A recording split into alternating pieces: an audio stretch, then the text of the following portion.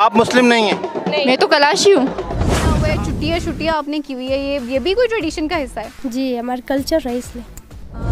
यह है पाकिस्तान और अफगानिस्तान के बॉर्डर पर स्थित हिंदू कुश की पहाड़ियां और इसी के घाटी में रहते हैं दुनिया के सबसे रहस्यमयी और खूबसूरत लोग। नाम है कलश जनजाति। कलश जनजाति के लोग मुस्लिमों से घिरे होने के बावजूद आज भी प्राचीन वैदिक धर्म को मानते हैं। आसपास में सिर्फ मुस्लिम आबादी होने के कारण उधर के मुसलमान कलश लोगों को हिंदू कुश के अंतिम काफिर या ऋग्वैदिक काफिर कहते हैं।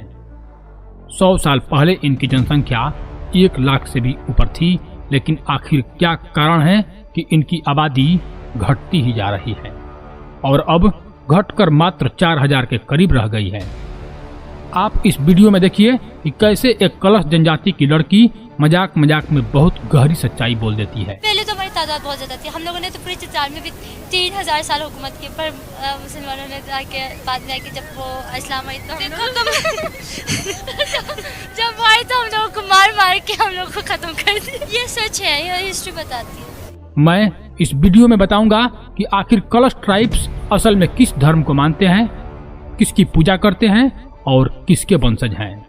इसके साथ ही मैं इस जनजाति के बारे में बहुत सारे ऐसे रहस्यमयी बातें भी बताऊंगा जिसे सुनकर आप दंग रह जाएंगे। कृपया अंत तक बने रहिए। कलश लोग पाकिस्तान के चित्राल जिले में रहते हैं। यह क्षेत्र पाकिस्तान और अफगानिस्तान के बॉर्डर के नजदीक है।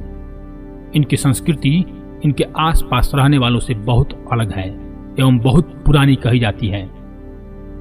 असल में कलश लोगों की नस्ल के दूसरे लोग अफगानिस्तान के नूरिस्तान में भी रहते हैं। नूरिस्तान में रहने वाले ये लोग पहले पाकिस्तान की कलश घाटी में रहने वालों की तरह ही वैदिक धर्म को मानते थे, लेकिन बाद में उनसे जबरदस्ती इस्लाम स्वीकार करवाया गया। 1890 में अब्दुल रहमान खान नाम के एक आक्रांता ने इस क्षेत्र पर हमला करके यहाँ के लोगों को इस्लाम स्वीकार करने पर मजबूर कर दिया था। उसने यहाँ के लोगों को मुसलमान बनाने के बाद इस जगह का नाम नूरिस्तान रख दिया। नूरिस्तान में रहने वाले ये मुसलमान वैदिक धर्म को मानते थे। इसका प्रमाण यह है कि इस इलाके को पहले काफिरिस्तान कहा जाता था।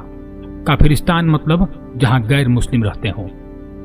आज भी स्थानीय लोग इस इलाके को काफिरिस्तान ही कहते हैं।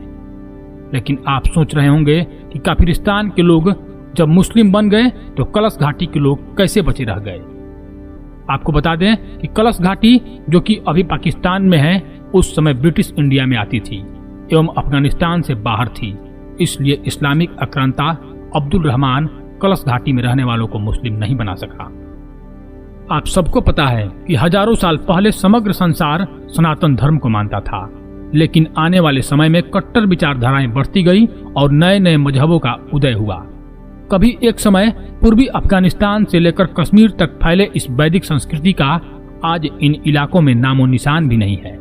कश्मीरी पंडितों का पलायन तो अभी हाल का विषय है। जितने भी सनातनी थे बलपूर्वक मुसलमान बना दिए गए, लेकिन कलश घाटी में रहने वाले लोग आज भी शुद्ध हैं। शुद्ध इसलिए क्योंकि हिंदू कुश की घाटियों में पहुंचना बहुत दुर्गम था। यही कारण है कि हाल के दिनों में भी वहां वैदिक धर्म बचा रह गया। लेकिन जैसे जैसे आधुनिकता बढ़ रहा है, वैसे वैसे इस पवित्र जनजाति पर इस्लामीकरण का खतरा बढ़ते ही जा रहा है। कलश जनजाति प्राचीन हिंदू धर्म के एक रूप का पालन करती है जो विभिन्न देवताओं और आत्माओं को पूजते हैं।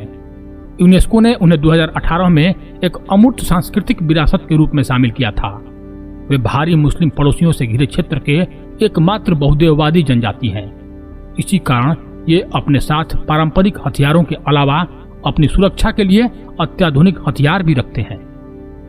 कलश घाटी हिंदू कुश के विशाल पहाड़ों द्वारा संरक्षित है, इसलिए वे इतने लंबे समय तक बाहरी दुनिया से कटे हुए थे। ऐतिहासिक रूप से कलश लोग 24,000 वर्षों से अधिक समय तक इन घाटियों पर हावी रहे हैं। हालांकि गंभीर धमकियों और उत्पीड़न का सामना करने के बावजूद वे अपने जीवन का भरपूर जश्न मनाते हैं। त्योहारों के दौरान कलश महिलाएं और पुरुष एक साथ नृत्य करते हैं और गाते हैं। उनके त्योहारों के समय कोई भी लड़की किसी भी लड़के से अपने प्यार का इजहार कर सकती है। इनमें शादी का अनोखा रिवाज है, या कहें कि शादी को लेकर खुलापन है। इस समुदाय में चौमास त्योहार के दौरान लड़की जिस लड़के से पसंद करती है उसके साथ चली जाती है। वो लड़के के घर जितने दिन चाहे रह सकती है, उसके बाद अपने घर लौट आती है।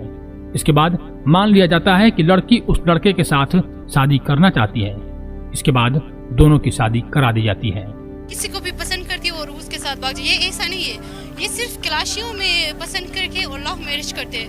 ये हमारी एक रस्म है और इस फेस्टिवल के टाइम हम पसंद करते हैं भाग के शादी करना। अगर गैर मुस्लिम होकर या गैर मजहब के साथ वो भाग कर शादी करे वो हमें मुनासिब नहीं लगती, हमें बहुत बुरा लगता है। जब क्लाशी अपने मजहब में क्लाशियों के साथ भाग कर शादी करते हैं तो हमें अच्छा लगता है, वो हमारे कल्चर है। कलाश समुदाय के लोग मिट्टी और लकड़ी से बने घरों में रहते हैं। ये समुदाय देवी देवताओं की पूजा करते हैं। इस समुदाय में बलि देने की परंपरा भी है। कलश समुदाय में किसी के निधन पर शोक मनाने का रिवाज नहीं है। इस समुदाय में किसी की मौत पर उत्सव मनाया जाता है। समुदाय के लोग नाचते गाते हैं और जश्न मनाते हैं। समुदाय का मानना है कि ऊपर वाले की मर्जी से कोई धरती पर आता है, उसकी मर्जी से चला जाता है। इसमें रोने की कोई वजह नहीं है। हिंदू देवता भगवान शिव को कलश जनजाति में महादेव के रूप में जाना जाता है। भगवान इंद्र को इंद्र या वरेंद्र के रूप में जाना जाता है और भगवान यमराज को इमरा के रूप में जाना जाता है। उनका एक प्रचलित त्योहार है चौमोस, जिसमें वे भगवान इंद्र और भगवान शिव का बखान करते हैं। भारत के विभाजन के समय कलश घाटियों में कलश की कुल आबादी लगभग 30,000 आंकी गई थी, लेकिन पाकिस्तान के निर्माण के बाद उनकी संख्या में तेजी से गिरावट आई है। अब चित्राल जिले की इन घाटियों में केवल 3800 कलश रहते हैं। अधिकांश कलश बहुत गरीब हैं क्योंकि वे ज्यादातर कृषि, पशुपालन और घाटियों की उपज पर निर्भर हैं। शहरों के लोग अक्सर इस्लाम अपनाने के लिए सहमत होने पर उन्हें रोजगार देने का लालच देते हैं। पिछले 2-3 दशकों में सड़कों की सुविधा हो जाने से धर्मांतरण का खतरा भी घाटियों में बढ़ गया है। अब कलश युवकों का जबरन धर्म परिवर्तन बढ़ गया है। नाबालिग कलश लड़कियों का अपहरण किया जाता है और उनकी शादी किसी मुस्लिम व्यक्ति से कर दी जाती है। कलश लोगों का ऋग्वैदिक रीति रिवाज इतने अक्षुण्ण है कि बौद्ध धर्म, जो कभी अफगानिस्तान के निकटवर्ती क्षेत्रों में फैल गया था, फिर भी कभी हिंदू कुश की सुदूर घाटियों में प्रवेश नहीं कर पाया।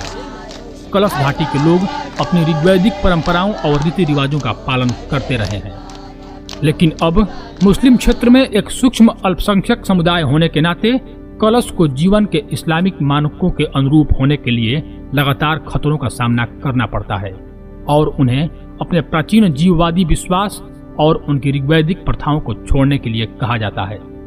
स्थानीय लोगों ने उन्हें आर्थिक लाभ और बेहतर इलाज के लिए इस्लाम स्वीकार करने के लिए मजबूर कर दिया है।